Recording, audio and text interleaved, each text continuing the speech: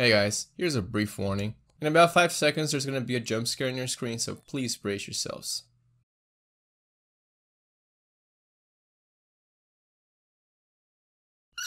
"2006 is a pretty infamous time in Sonic history. The years leading up to this moment in themselves were already a pretty rocky moment in the series' life. Now for a character like Sonic, that's a given, but hear me out. Sonic 06. Up until that year, a lot of bad things were happening to Sega. The Dreamcast failed. They had lost the war to Nintendo, and after becoming solely a game developer, they released almost yearly installments in the series, with varying degrees of quality and reception. Sonic 06. It all eventually culminated in the release of one of the worst games ever conceived.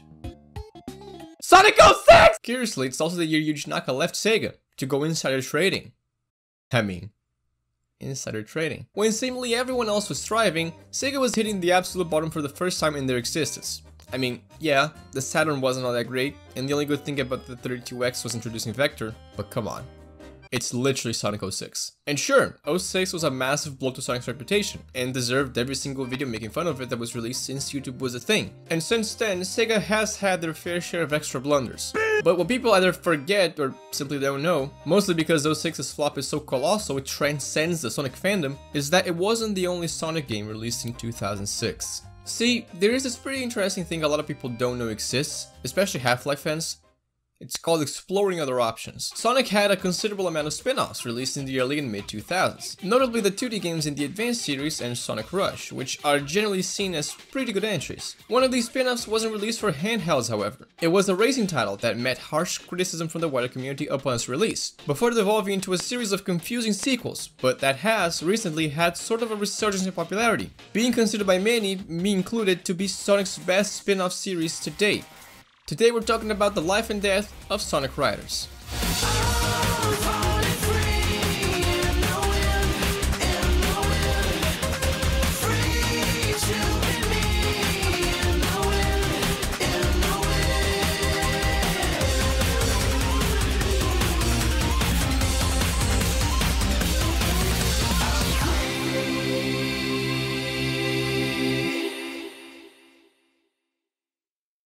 Our story officially starts in 2005, kind of. Sonic Riders was revealed in 2005, in the Japanese gaming magazine Famitsu. However, as much as we don't know when development actually started, its conceptual origins date as far back as 2003, with a Sonic skateboarding game prototype in the original Xbox. This prototype was dubbed Sonic Extreme, not to be confused with Sonic X-Treme, which was also scrapped, but instead supposed to be Sonic's jump into 3D a few years before. This was conceived by a small studio called Visionscape Interactive, who had access to the Sonic IP, as they were responsible for the CGI cutscenes in Sonic Heroes. So if you don't like fucking plastic Sonic, well, there you go. Blame the defunct company. Yuji Naka was then shown the prototype by VSI co-founder Mark McDonald, and reportedly, he fell in love with it, even saying during their meeting that this project would move forward as a collab between VSI and Sonic Team. He even went as far as to request a software design description, outlining the budget for Extreme, which VSI eagerly produced in hopes that a full game would be developed in the following months. But God forbid we have nice things! That would make too much sense! Despite repeated attempts of communication from VSI's agent, however, Sega would then go on to never respond to VSI again. Bulwark. In 2006, VSI ended up shutting down. After this, McDonald went to explain he didn't take Sega's silence personally. He just assumed that the big boy studio had big boy things to do, and moved on. Until in 2005, when Sonic Riders was unveiled to the world. To Japan. The peeps at VSI were stunned at how similar Riders supposedly was to Extreme at a conceptual level. And McDonald was less than content.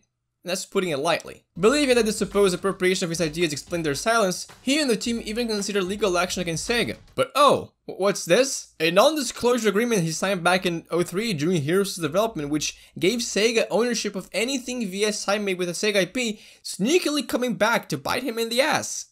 Whoops. After VSI's closure, almost all the development hardware and SDKs were taken to a recycling plant. This makes me incredibly fucking angry, but at least one of the few things that survived was a developer Xbox, and which was the fabled Sonic Extreme prototype. This console would go on to be traded between collectors, before being revealed to the public by Proton X3 on YouTube, the first person to document footage of Sonic Extreme to the wider public, alongside other VSI games in the hard drive.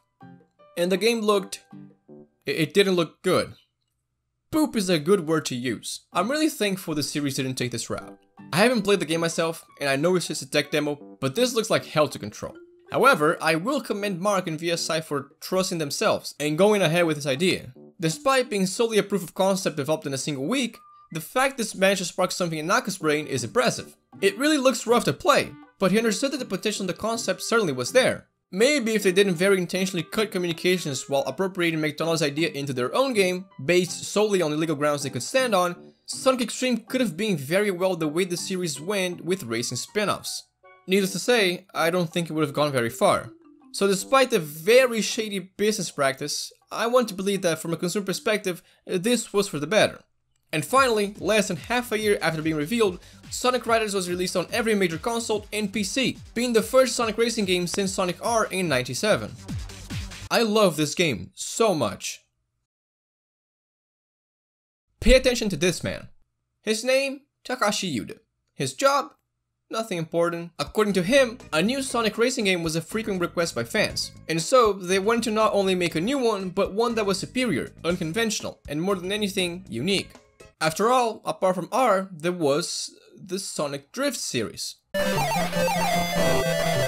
Riveting! I have to commend Yuda's desires on making something entirely new and unique for the series, because not only is that exactly what Sonic had been lacking until recently, but it also resulted in one of the most charming, arrogant, in-your-face games out there. Kinda like what Mario Strikers is for Mario, except here it actually makes sense. Released a whole school year before the Rapture, Sonic Riders is a short, silly spin-off, created with the same budget as my channel and probably even less people. Now Production were the guys behind the project. They were the same people responsible for Katamari Damacy 2 years prior and a plethora of other games, such as every version of Bakugan Battle Brawlers for every console you can imagine. Curiously enough, this game ended up being the last in the series with Naka's complete influence over it, as he would go on to leave the company shortly after Riders was released, jumping the boat amidst 06's development. And it's unfortunate that this game's been living in the shadow of the massive flop that was 06, because I think it nails everything that made Sonic a likable character during the 90s, but with the 2000s aesthetic. Starting off, the initial cutscene. Anyone who played Riders at any point in their lives remembers how impactful seeing this upon opening the game was. It's one of the few intros I don't think anyone ever dared to skip.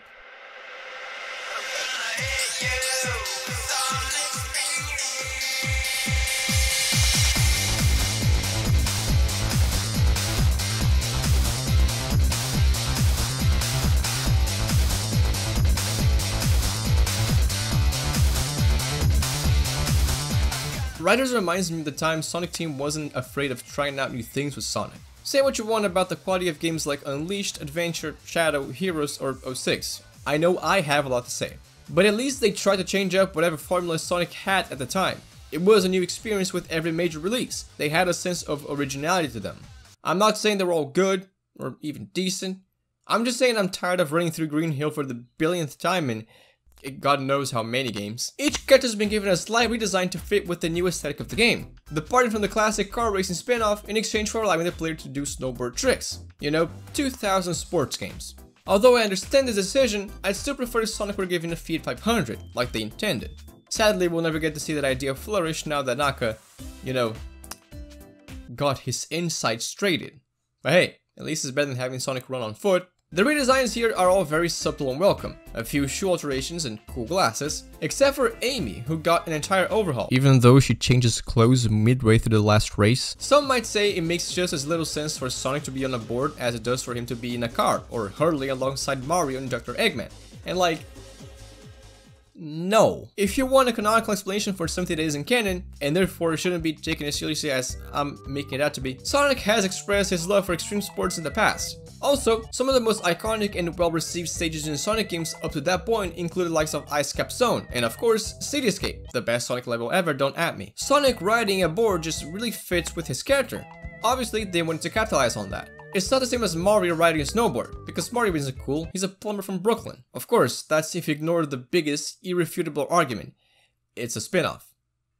Sonic Riders makes just as much sense as Sonic Spinball. This game's aesthetic is truly bombastic. Everything from the levels to the character and concept art reminds me of the jump Sonic had from 2D to 3D, but with the 2000s aesthetics already in place. And I'm so glad they didn't go with this original piece of concept art. What the fuck is this? Just look at the Japanese box art they ended up getting over there. It's slick, it's full of personality, it's arrogant, and it's unique, just like you'd have wanted. It's damn near perfect. That's what we got. Let this be my official statement. Put it in the history books for everyone to read. I fucking hate what the West did to Sonic. Well, mostly. Set AM was pretty nice. I think that's Western. This Robotnik is dope. But apart from that, look at this art style. Now look at what we got.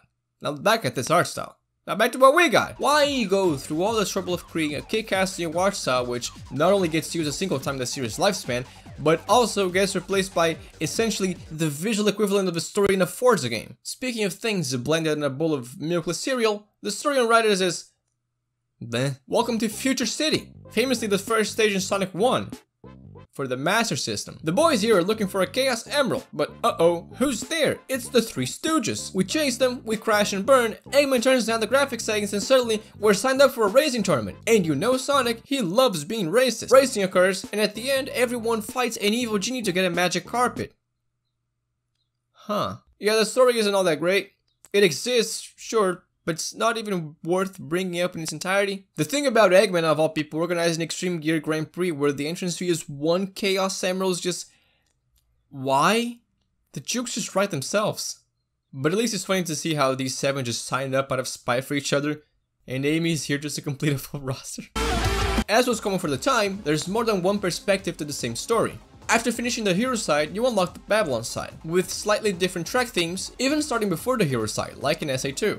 This game was released in the so-called 4Kids era, named that because of the Sonic X anime and the voice actors that it introduced. For what they're worth, the voices in each already existing character fit reasonably well, but the voices for newcomers Jet, Wave, and Storm are perfect and might as well be the best they ever sounded. But while the voices sound okay, what drags them down here is a line delivery, a result of how horrendously some of them fit in the cutscenes. Riders suffers from the thing a lot of other Sonic games suffer, which is when the dialogue feels very stop and go, so to say, where they'll let a character stop talking for about a second or two before someone else steps in. That's just not how people speak. You can have good voice actors and bash their heads against a microphone all you want. If your script is written like The Room, it's like taking 1 step forward and 7 backwards. Even without wings, I can still fly! Right? They say if you close your eyes and focus really hard, you can picture Jason in the voice booth cringing physically. For what it's worth though, I think the comedy aspect in Sonic Riders is pretty mild, which is exactly why it's so good. It doesn't try too hard, and doesn't rely on Sonic being the hedgehog equivalent of a 2016 Vine compilation, where he just gets in frame and says things.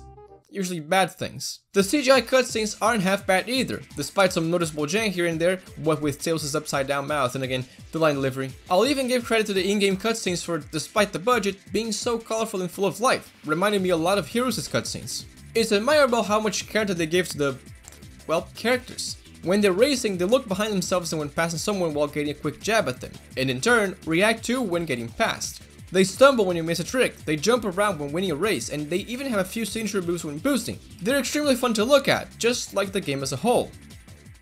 And then there's lip syncing. Nowadays, 3D Sonic is infamous for having terrible lip syncing, the most egregious example in my eyes being colors. And I think what makes the lip syncing terrible there applies here, and that's again the lines the actors were given to work with. It's not all terrible. It is a lot of parts terrible though. I'm not asking for Sonic and Wreck-It Ralph quality of animation, because this game's entire budget covers Sonic's single appearance in that movie, but like, at least don't make Sonic and Friends look like they're straight up Hyperdimension Neptunia game. Oh, hey guy, what's this? It seems like we're getting some breaking news from the breaking news website. Let's take a look at that. Breaking news! Hi, it's me, Amplecats, bring you the latest in YouTube drama. A man has been spotted rambling on for 7 pages about a game and doesn't know how to segue into talking about the gameplay. Every Rider's gameplay is the same at a base level. There's looping tracks with different level themes, different shortcuts, a few jumps, and 3 laps around them. Nothing too mind-blowing whatsoever. There's 6 tracks for each story, so 12 if you really want to stretch the definition of a new track, and plus 2 secret stages.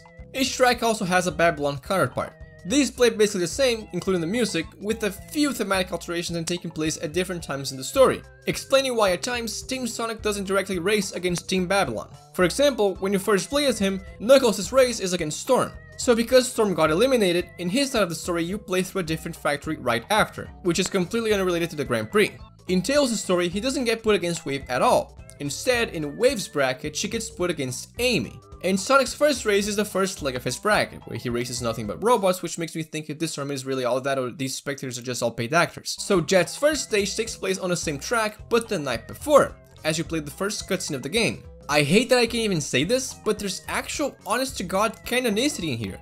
I'm sorry, but in a world where for some fucking reason Tails can't fight back against a weaker version of an enemy he already defeated, it's just interesting to see. This game plays so quickly and is over in so little time that it's actually kind of mesmerizing they bother to account for this. If only the story were a little bit more developed, I think you could see this game being remembered alongside the likes of the Adventure series. Okay, so we have a lot to go through in regards to gameplay.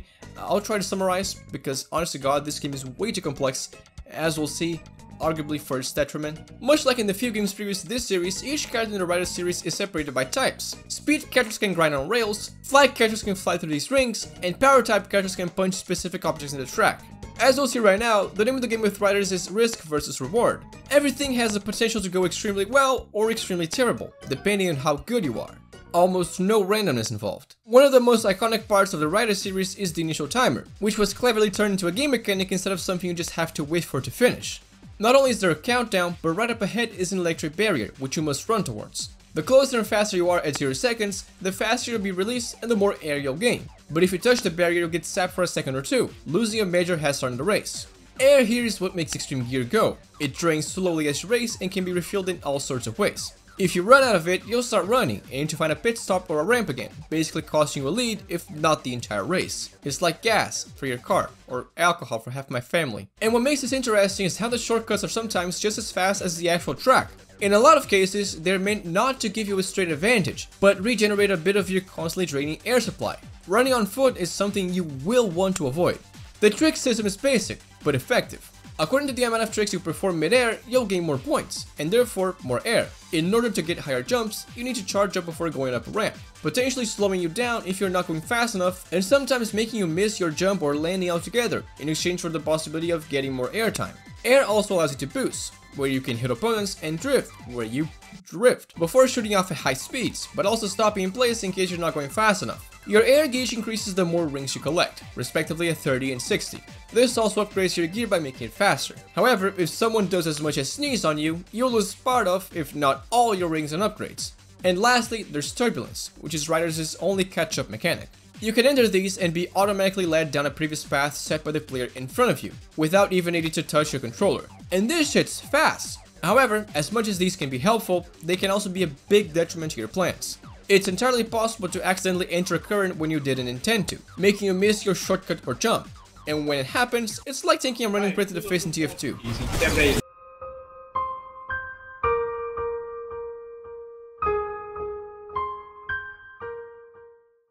Now, was that a lot to take in? I don't blame you. At a base level, ignoring everything else the game has for itself and focusing solely on the gameplay, this is a good racing game. But again, when you take into account everything else that was going on at the time, the things leading up to the game's release and how it fits Sonic as a character, I think this is the perfect Sonic spin-off. But that's not to say it's entirely flawless. What I'm about to say here might hurt the feelings of a few people, including myself, but going back to this game, it's not nearly as polished as I thought it was. And if we are to take the other Sonic game released that year into account, it's likely a consequence of the massive crunch the people developing the game were put under to get this out in time for the Big 15. Considering how the other game is Sonic 06, I think you understand what I'm about to say. For one, the base gameplay I mentioned is fine, sure, but it's not even scratching the surface of the game's complexities, something which I didn't know for the majority of the time I was playing this game through the years. It's something that results purely from how poorly this game teaches you. If you just pick up the game and play, you'll have a good time. That much is a given. But there are so many things that would make the game more fun. And you wanna know the weirdest of all? These things are there, implemented and playable. But it seems like Sonic Team was ashamed of showing them or something, because do you see a tutorial here? What about here? Of course you don't, you fucking moron. The most Sonic Riders has going for it in ways of teaching the player how to play a racing game, which is almost universally considered way too hard for newcomers, is a low quality tutorial.mov file, which doesn't even scratch the surface of what it means to play this game. And besides, I don't even know where this thing is located. Oh right, it's in the extras menu. Huh? Not only do they hide this vomit-esque cinematic sequence from you, it's just also plain unhelpful. It starts by saying how Sonic Riders is a crazy difficult racing game like any other before itself, and then immediately jumps into talking about turbulence. Fucking turbulence! No going over the controls, nothing. Now, you ready to play? No! It took me 10 years worth of watching YouTube to stumble upon Radical Soda's Sonic Riders video, where he explained that you can press R2 and L2, I think, at the same time to set a tornado trap. And later on, Jay's reviews video on Sonic Riders, where I learned you can hold back on the analog stick to jump higher. Jump higher! Do you know what these stats mean? I don't. I still don't. Do you know how to exit turbulence? I didn't until I read through 4 paragraphs of the wiki. Do you know about the 100 ring item box you can grab to instantly max your board? Do you know about the specific walls you can jump onto the wall ride? Do you know again how to set tornadoes or jump higher? Fucking jump higher! These are intended game mechanics, you know? As in something the developers put there on purpose and not strats the community came up with or straight up glitches you can exploit. Even with the current knowledge you can derive from the internet, I still see lots of comments about people who used to play the game in their childhood and still don't know how many of the game's most fun aspects work properly. And it's such a shame, because it symbolizes why Riders had such mixed reviews back in the day, but eventually came to become one of the most loved Sonic racing titles in current times. It's gotten to the point where it's worth discussing whether Riders is the next big GameCube esport or not, which brings me to another point.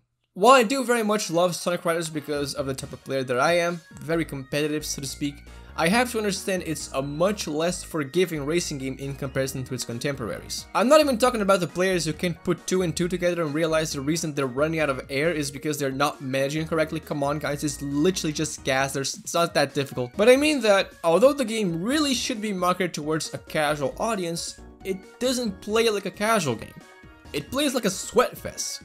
A sweat fest that can at times, because of how much jank there is, feel unfair and frustrating, as you don't have to gamble with random mechanics, sure, but you have to gamble with the game itself working properly. Although item boxes do exist, likely to maintain the risk versus reward aspect of the game in exchange for almost zero randomness, there are no interesting power-ups and riders. No banana, no blue shell, only a bomb I got once during my playthrough, and the singular catch-up mechanic that exists is the wind currents generated by a player who's going at fast enough speeds ahead of you, which is again based on skill from them, but still. Okay, actually I lied. There's indeed an interesting random item. There's a chance that if you get an item, it'll be a fucking ball and chain. You get arrested for playing the game. Sonic Riders doesn't have a dedicated go forward key. Instead it plays like an asphalt game, where all you gotta do is swivel, turn and boost. I don't have a problem with that idea, at all. But as it turns out, it's so easy, especially in the later more complicated stages, to hit a wall and get turned back immediately.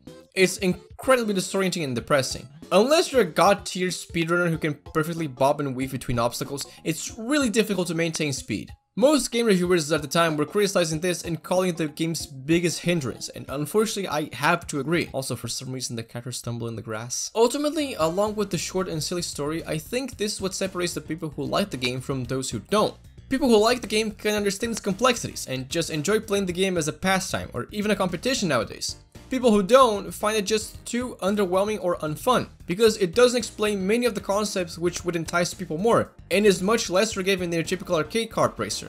In summary, a word that perfectly represents Sonic Riders is misunderstood, both by the people who played it and by the developers making it. It's a great game, and an amazing concept for a Sonic spin-off. But like with seemingly all current things, I keep coming back to the same phrase: I wish it spent longer in the development process. Because despite my fondest memories of listening to Babylon Garden on repeat, trying my hardest to beat Chet to finish the hero side story, it ends up being a case study on a game doing too little in the ways of teaching players how to play it. Again, tutorial in the extras menu. I once read something online that I think applies here too. There's maybe a parallel universe out there where Sonic 06 is actually called Sonic 07.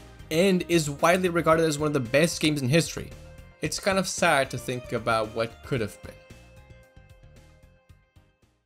Nowadays, however, with the advent of modern internet and modding, alongside generous permission from Sega, a few fan recreations of Riders have surged, using current technology to steer Riders into a more competitive direction, like many argue is always supposed to be. Look no further than SRDX or SRTE, for example. From what you can see while playing this game, it's clear that despite good sales numbers for a spin-off, the people behind the game weren't completely let loose.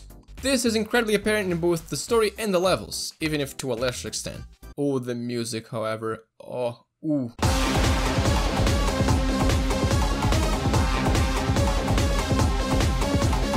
I mean, it's a Sonic racing game from before 2017, the rule still applies. So, Sega took a good look at their concept that was critically and then thought, people aren't really liking the gameplay in our gameplay-focused racing game, and we did a poor job of teaching our players how to play the game properly. Let's do something about that. Yeah, let's do something about that. Yeah. 2008 was supposed to be the year for Sonic, the start of a new post-06 era. Leave that old turd behind because BAM! Sonic Unleashed! BAM! Multi-platform! BAM! Boost stages! Yes, please! More of that! Uh-oh, it's nighttime now. Why is Sonic punching people? But before the Werehog just kinda happened, we got Sonic Riders Zero Gravity. I don't like this game. For me, Zero Gravity has always been that sort of game you get handed by the underpaid worker at the video game store when you ask for something else in the franchise. Like, say you ask them for Tony Hawk's Underground, but they don't have it. But they have Downhill Jam. So I don't like this game for both technical reasons and mental health reasons. But why? It's quite simple, really. I just want you to take everything you know about the original Riders game and just remove it. Just take away everything that made the original Riders fun. Okay, I'm exaggerating, but also not really. You see, Sega was obviously coming off a rough patch with Sonic games. Oh my god. Do you love me? Yes, sweetie, of course. So supposedly they started to listen to customer feedback. People didn't like how 06 kind of just existed, and with that in mind, Sonic Team ended up nailing Daytime Sonic and Sonic Unleashed, with a newly implemented boost formula that still persists to this day. As for Zero Gravity, I imagine Sega had the same thing in mind, so they sat down and had another little talk. Gentlemen, listen up. We're developing a whole ass sequel for Sonic Riders, a game with a lot of jank but that had redeemable aspects, an amazing art style and creative game mechanics that only needed more time to be fully implemented and explained. We should do something about that. Yeah.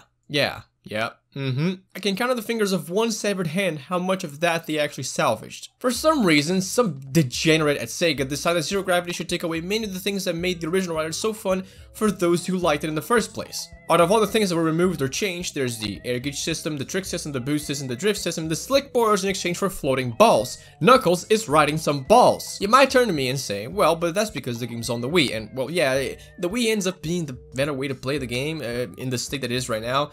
But that's not the entire reason as to why it's so dumbed down in comparison to Riders. I'll go over it all eventually, but before that, let's start before we start, shall we? Bam! Meteor crash. I wish it would just hit Sonic on the head. And it seems like there was a 200-year time skip, because what happened to Future City? The answer is fucking nothing, I guess, because this is an entirely new place called Monopoly, referred to as the famous city of the future by... The aesthetic for this game has drastically changed in relation to the previous game, in my own opinion, for the worse. I like the original Riders style enough, but here it just ticks me off, and the problem is that I can't even exactly point my finger on why. Oh wait, these things are the arcs of the cosmos, and they'll be the main gimmick of the game, and the in-game lore reason as to why the gameplay is so different. These allow the wearer to manipulate gravity, and now everyone's on the hunt for these bastards, but in my own opinion, we should have chucked them out the window 5 minutes ago and just let the ensuing disaster unfold so I wouldn't have to play this game. The entire plot revolves around these rings, and is again separated between two stories telling the same tale from different perspectives. Again, the cutscenes look nice, both the CG and in-game ones, and again, the line delivery still remains the same tasteless crap we've heard before, and the script follows suit. Sonic and friends evade, I think, the robots, crash into a wall, explode, Knuckles glides, wait, that's not how that works, and Sonic dies. Tails didn't even try. How do you sleep at night? Then the title screen, and, surprisingly, a tutorial. It's brilliant! One of the few welcome additions to this game in my eyes. It's simple, it's hand-holdy, and it's everything the original Riders needed to get you acquainted with your gear. It still doesn't teach you a whole lot about what the stats mean though. Actually, it doesn't teach you anything at all. How I start dash mean how strong your boost is. Weirdly enough though, this game doesn't even have a plot that warrants the implementation of the extreme gear, because there's no competition going on. Instead, Sonic just gets plopped in the main level and is told to do 3 laps, which apparently will solve the problem at hand. I don't entirely hate it, I just wish there was an actual reason as to why we're racing. Say we have a longer A to B map instead of 3 laps. It happened before in a few isolated instances of Riders 2, which honestly I could completely look over if I liked how this game plays. Why is Sonic running away from the robots by doing 3 laps around the first stage?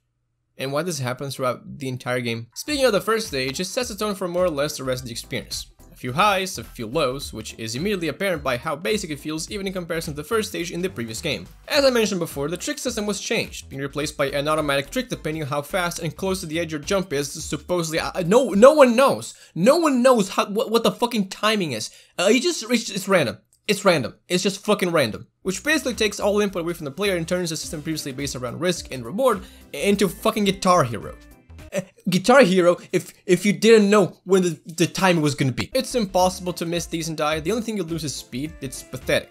Can you imagine if something like Skate 4's claim to fame was completely removing the analog system from Skate 1, 2, and 3 in exchange for timing your jump correctly and having a predefined animation? People would riot! The air gauge was replaced by gravity points, which allowed the user to do the crazy gravity tricks you've been seeing in the footage, like the replacements for the drift and boost you now perform with a single button and no danger whatsoever. Great. First off, the gravity points, GP for short. They replaced the air gauge in almost every manner except for the fact it doesn't drain naturally, which takes away a tiny bit of challenge in having to manage the last few bits of fuel, but ultimately it doesn't bother me as much as I thought it would, unlike the following. The air boost is okay in some regard. When it's used in dedicated sections, it's amazing, but anywhere else I find it clunky and unreliable, because there aren't, or at least I didn't find because I'm not good, many parts outside of that where using would be warranted and safe. When it works, but I still prefer the old boost because it didn't stop you dead in your tracks and it encouraged you to boost whenever you felt like you had enough air to survive. Here it just feels situational and even less risky to use, a recurring theme. And the drift is just, it's plain fucking worse.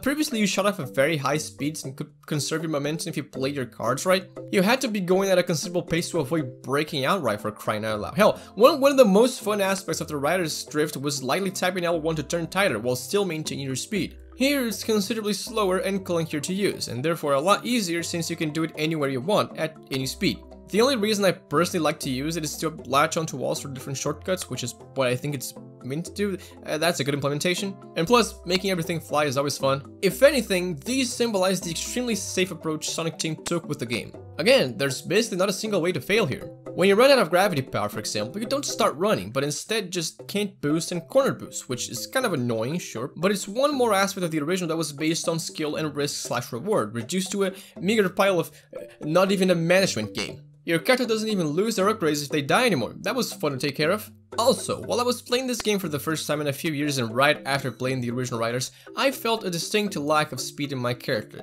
So I compared both pieces of footage that I had and yeah. In the original Riders, you actually felt a great sense of speed in the moments when you weren't bumping into all the obstacles of the walls. Not only because of the visuals, but because you were actually going kind of fast. Here, the meter says 160, but despite the aggressive motion blur, I don't exactly feel like I'm going 160, you know? I will say though, there's some nice attention to detail here. Take for example how every time you corner boost or gravity dive, the music changes into a different point in the track.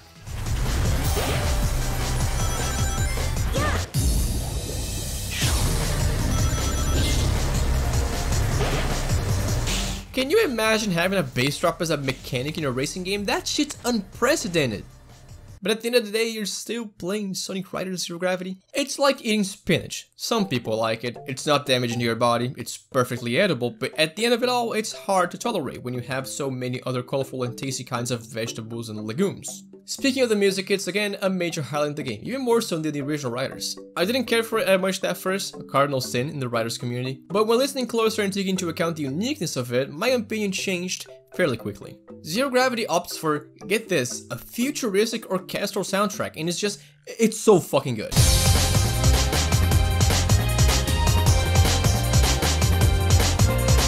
I can't make a video about Zero Gravity without mentioning the absolute slam that is Ungravity. Which sadly you don't get to listen to as often as Sonic Speed Riders, for example, since this game doesn't have an opening cinematic. Well, fuck! I almost said something positive about the game there. Gotta stay on my toes to make sure it doesn't happen again. The three characters return in the same way they previously were, but are instead called Grind, Air, Ride, and Bike. Because to use their abilities, a character needs to level their gear up, which replaces the air gauge level up system from before. This enables speed characters to grind, power characters to punch, and flight characters to fly. The gear doesn't level up automatically though, unlike Riders, which means you can upgrade your shit non-linearly. Like, who was complaining about all of this? It was fine in the original where everyone had an advantage from the start, but now Tails has to learn how to fly and Knuckles has to learn how to punch midway through the race. Not to mention, your gear upgrade is a second upgrade, not the first. Why? Returning from Riders is also the turbulence mechanic called Slipstream. Surprise, surprise, it's fucking worse again! Fuck! You might be wondering how that's even possible, and the reason is before you jump and a trick would be automatically performed, since you know, it's kinda hard to charge up a jump or even jump at all while riding turbulence. so automation is more or less required. It's one of the few points in the game where I think automation is required.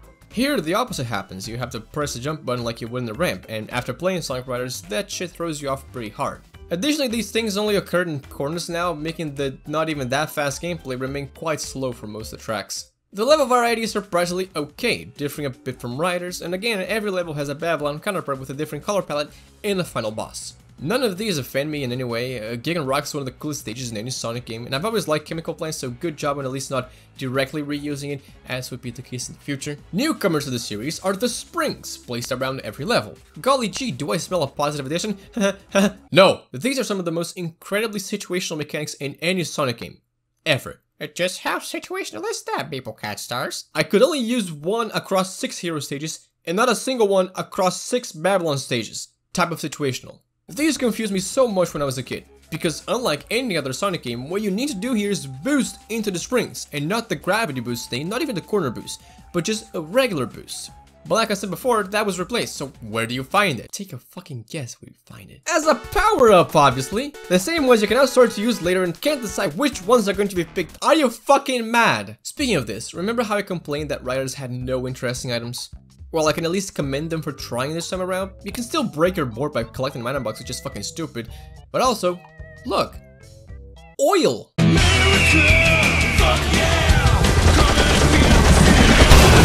I've been pretty harsh towards Zero Gravity, but for as much as I think that my reasoning is justified, I do understand it has its fans.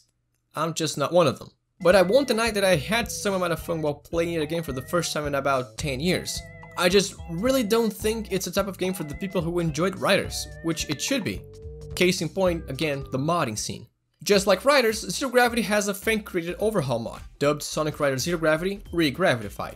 Aside from the expected additions of new music, online netplay, and new characters, the mod brings over many of the mechanics lost in the transition from Riders to Zero Gravity.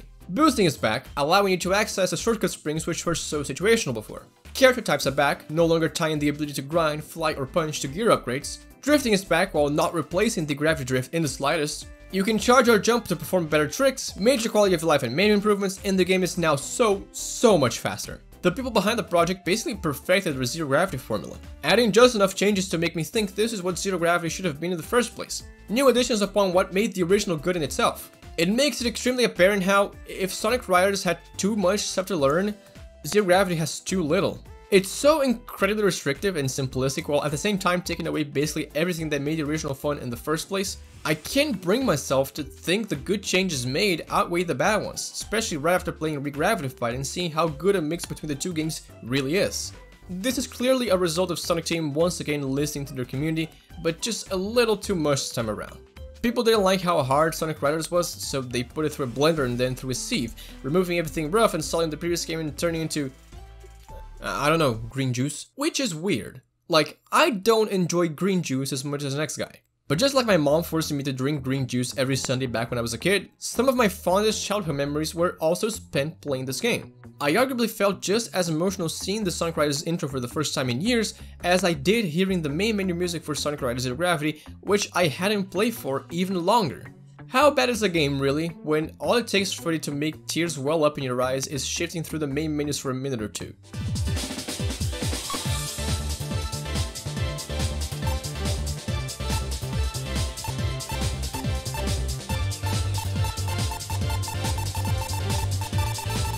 Also, they added Silver and Blaze as playable characters even after 06 flopped, which I can only describe as being the single most ballsy move in this company's entire history. So hey, if you like the game, and the fact that it takes a much safer approach and doesn't require much skill, that's not a bad thing.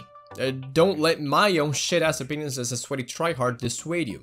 I'm saying I was disappointed, even back then. Because I went through the trouble of learning how to play Riders, and it's my favorite out of the series by a long shot. But I can also understand why people who just play games to... Huh? Have fun? Might have been more drawn towards it in exchange for its younger brother. But then again, one of my favorite Crash games is Mind Over Mutant.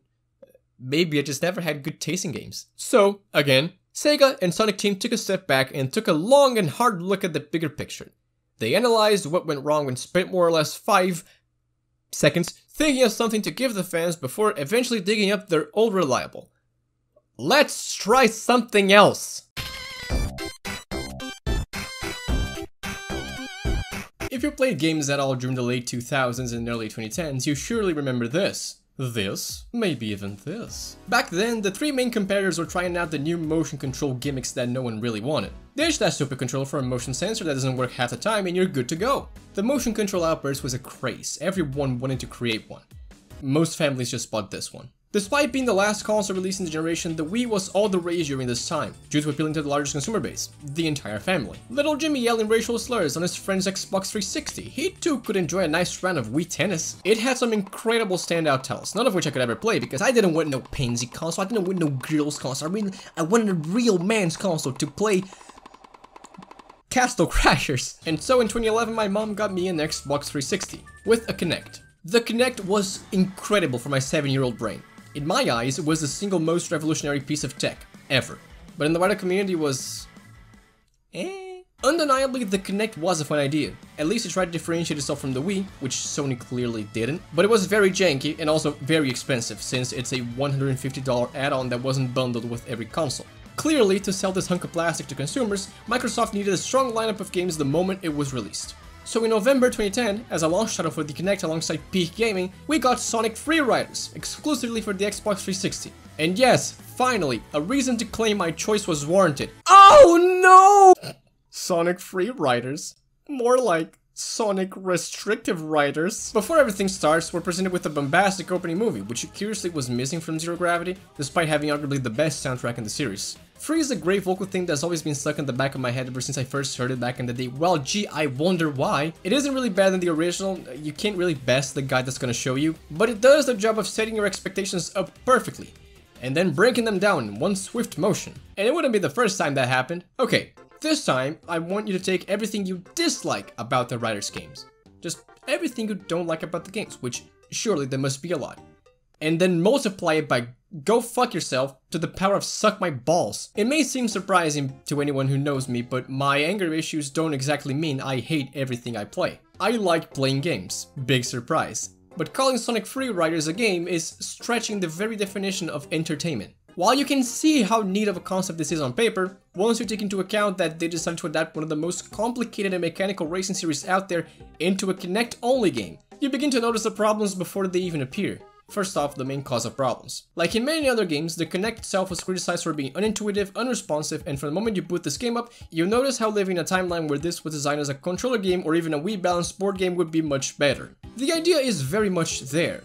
You can almost reach out and grab it, but just not quite. If you told me in 2010, hey kid, there's a Sonic Riders game where you physically control the board, I'd piss myself on the spot. But unfortunately, it just so happens that the game's core ideas for innovation ends up being fucking dead on arrival.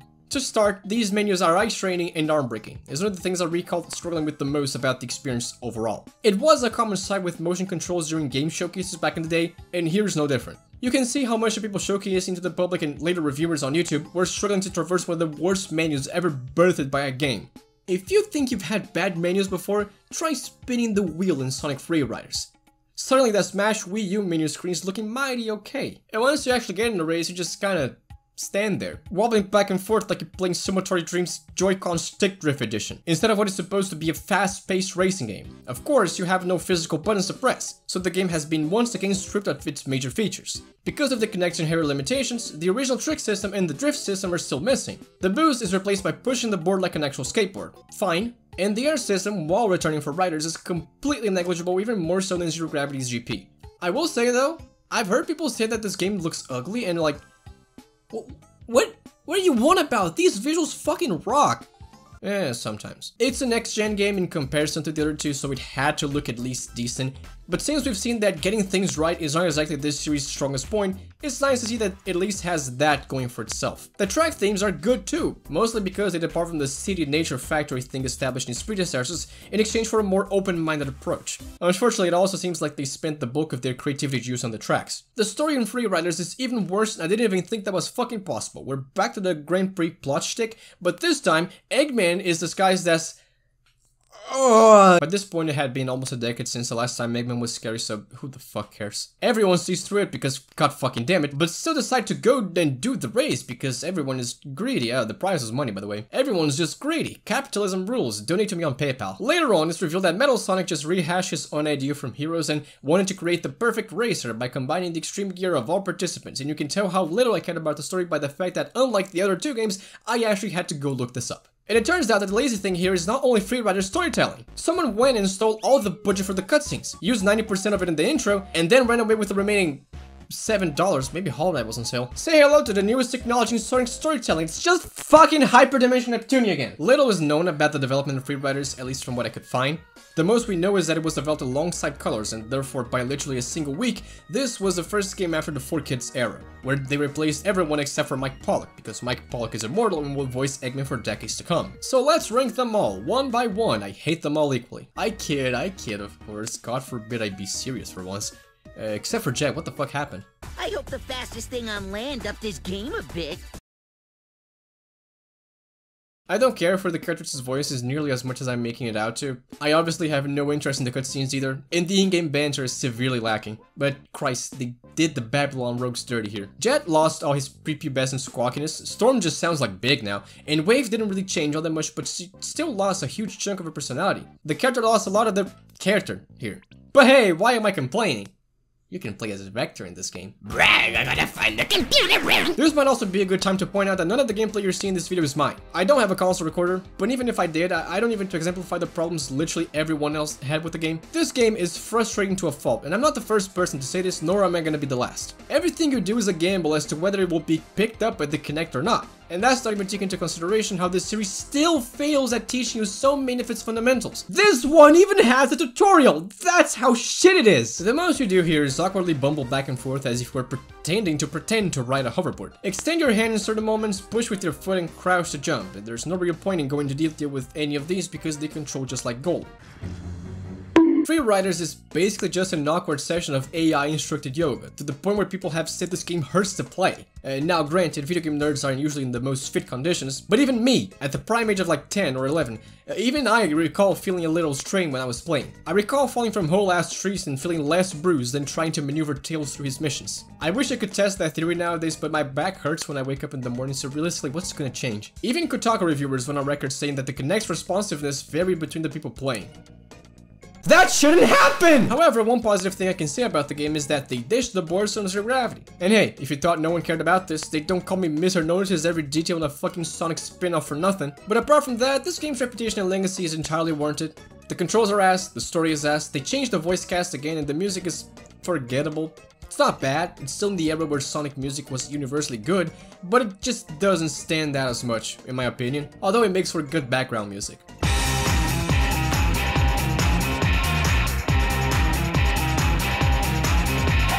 Also, I gotta give props to, again, the Sonic Riders modding community, even more so than the previous two games. For some reason, probably because they're bad games, they have the most dedicated modding communities. And Sonic Freeriders' modding community is just... let me try to explain just how insane this is. While I was in the middle of formulating this gigantic script back in 2023, I started being recommended a couple of videos saying how Sonic Freeriders is now fixed. And yeah, it is.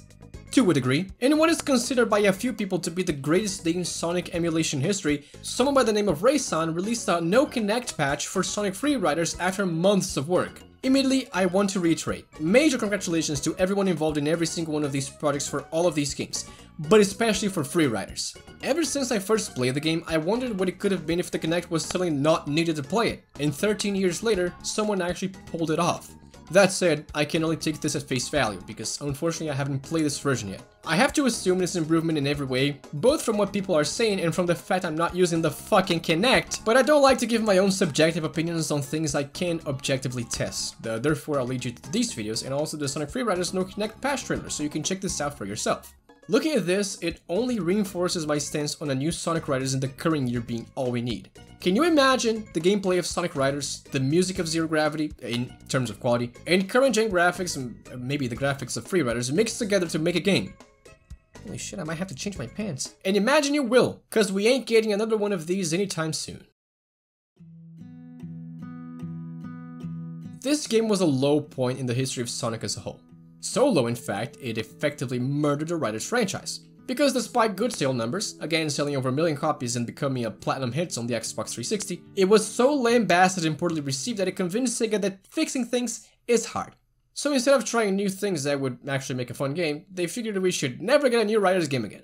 And the best part is, that's entirely their fucking fault. And I don't mean the lower level workers at these companies actually developing the game. The coders, the texture people, the level designers, and the poor saps who were forced to somehow adapt Sonic Riders to the fucking Kinect. No. I mean the people who make all the decisions, because all of these games, especially Riders and Free Riders, just stink of rush development. Admittedly, I don't know how the work environment at Sega and these other companies was all these years back, but there's something I've learned from seeing games releasing broken and unfinished states time and time again by massive multi-millionaire corporations from whom we expected and received greatness in the past. Never blame developers.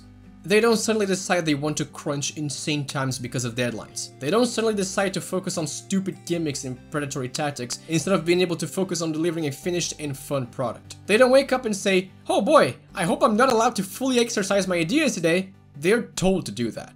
It's happened before and it's more than ever happening now. Due to all of that, it's been close to 14 years since the release of Free Riders.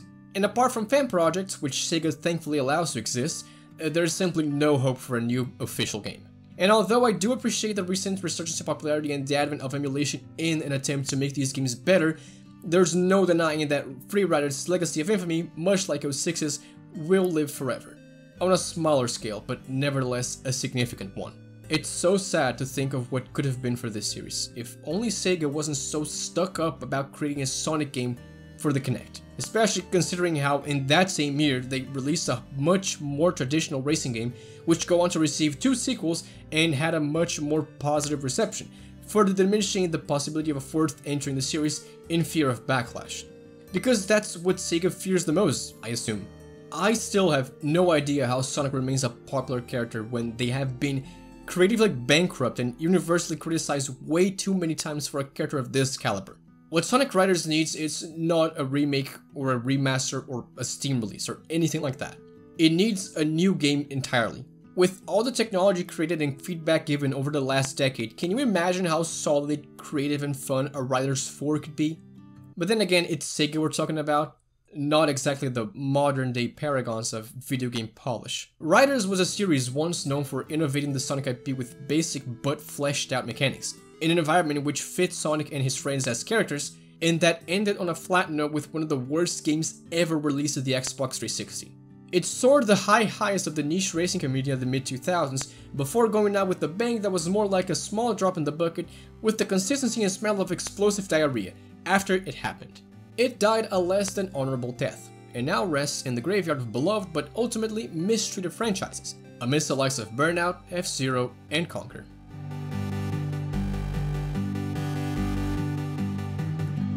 But hey, if it serves as any consolation, at least the game teaches you how to play better than Riders and lets you store items unlike Zero Gravity, but at the end of it all you're still eating McDonald's, so who gives a shit?